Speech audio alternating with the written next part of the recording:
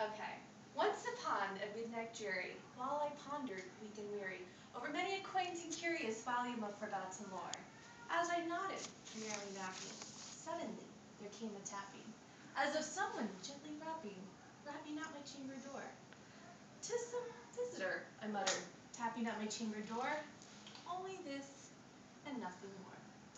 Ah, distinctly I remember it was in the bleak December, as each separate dying ember rots its ghost upon the floor.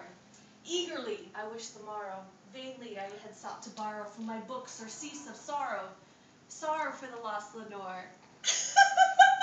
But I like being like overly dramatic. You're really good, man. Good. For the rare and radiant maiden whom the angels name Lenore, nameless here forevermore.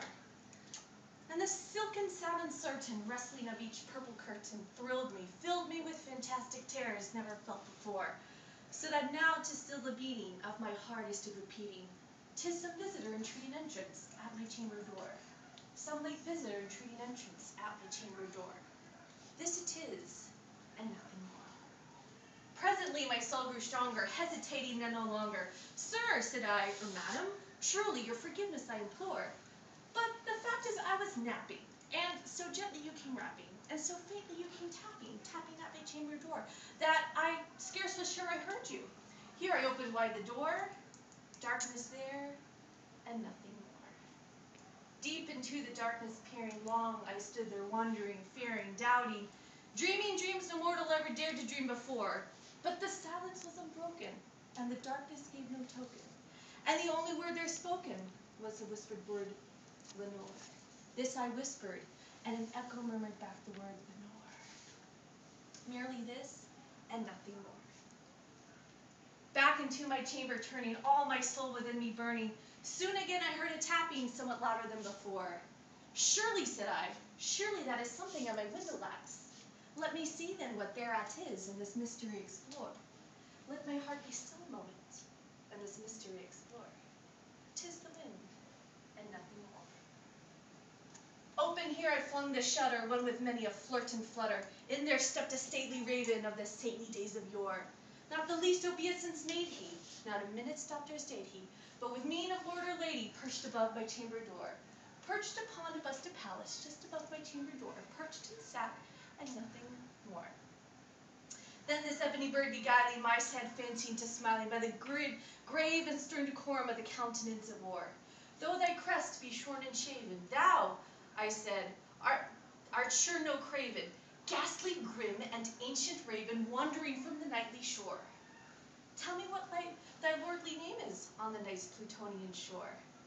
Quoth the raven, "Nevermore." Much I marveled this ungainly fowl, to hear discourse so plainly, though its answer little meaning, little relevancy bore. For we cannot help agreeing that no living human being ever yet was blessed with seeing bird above his chamber door, bird or beast above the sculptured bust above his chamber door, with such name as Nevermore. But the raven sitting lonely, and the placid bust spoke only that one word as if his soul in that one word he did abhor. Nothing further than he uttered, not a feather than he fluttered, till I scarcely more than muttered, "Other friends have flown before. On the morrow he will leave me as my hopes have flown before." Then the bird said, "Nevermore." Startled at the stillness broken by reply so aptly spoken, "Doubtless," said I, "what it utters is its only stock and store, caught from some unhappy master, whom unmerciful disaster followed fast and followed faster, till his songs the burden bore, till the dirges of his hope that melancholy burden bore of nevermore."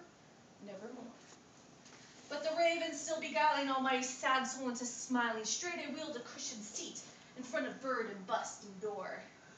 Then upon the velvet sinking, I betook myself to linking, fancy thinking, with this ominous bird of yore, with this grim, ungainly, ghastly, gaunt, and ominous bird of yore, meant and croaking nevermore.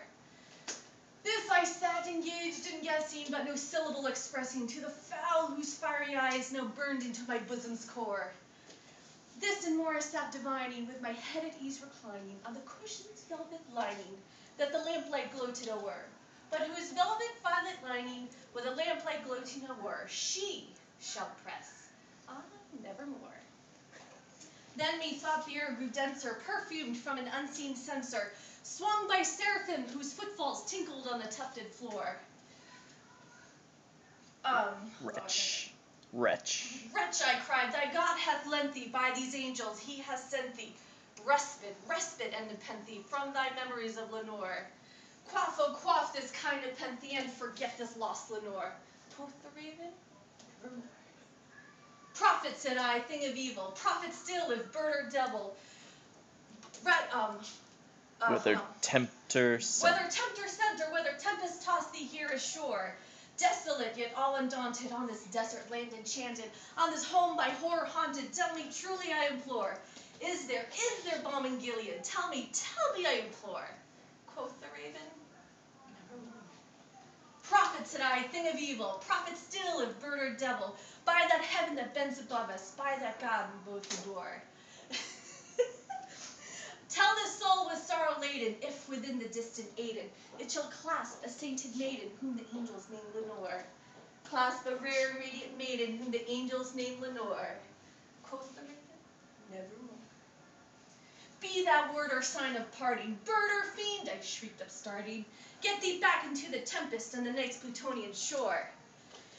Leave no black plume as a token of that lie thy soul hath spoken. Leave my loneliness unbroken. Quit the bust above my door. Take thy beak from out my heart, and take thy form from off my door. Quoth the raven, nevermore. And the raven, never flitting, still a sitting, on the pallet was a palace just above my chamber door, and his eyes of all the seeming of a demon set his dreaming. And hold on. The lamplight. And the lamplight o'er him streaming throws his shadow on the floor. And my soul from out that shadow that lies floating on the floor shall be lifted nevermore. Wow, that was incredible, man. Sounded great. Lena, what is the seraphim? Is that